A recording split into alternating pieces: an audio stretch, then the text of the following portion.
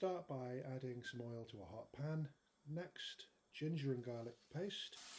All the detailed recipes are in the description of the video. Really roast that ginger and garlic off. Next, pre-fried onions. Next we're going to add some masala tomato sauce and some mix powder by Taste of India. Give that all a really good mix, nice high heat. Make sure everything's well combined and incorporated. Pre-cooked chicken, enough for one portion, so about 300 grams of chicken there. Make sure it comes to a good temperature.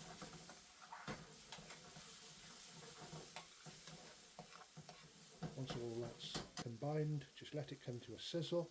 Now we're adding about 300 ml of base gravy.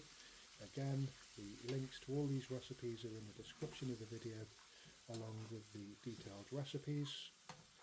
Give everything a really good stir, and we just want to sizzle that on a high temperature. We've got some oil splitting, and finally just give it all a good stir. Look at that juicy chicken before serving.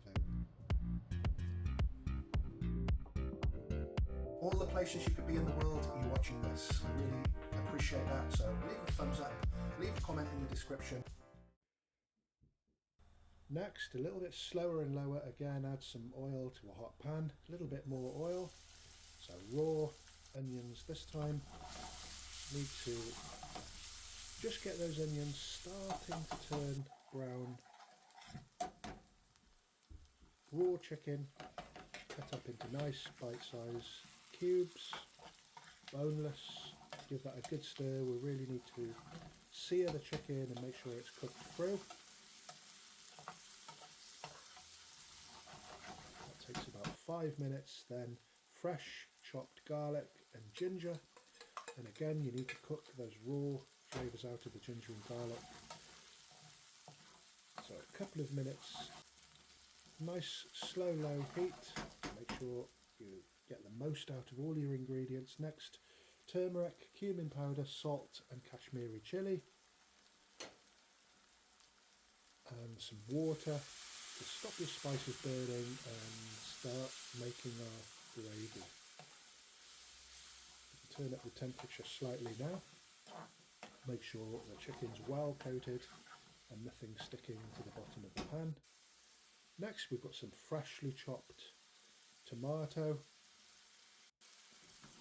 I finely chopped it, so it shouldn't take long to disintegrate and start to incorporate and create a really nice gravy, which is helped by a little extra water. Give it all a good stir, and you really want to cook the raw flavours out of those tomatoes until they combine with the sauce, and a lid goes on just to steam all those ingredients away.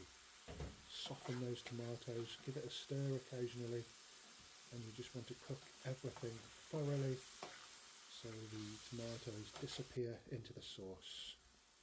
And that is it. So one good stir, you see I'm mashing the tomatoes with the bottom of the spoon. It's got a good sizzle. Took a lot longer, but there's the finished article. The kitchen smells amazing. To the left we've got the home style chicken curry, to the right we've got the BIR curry, smooth sauce.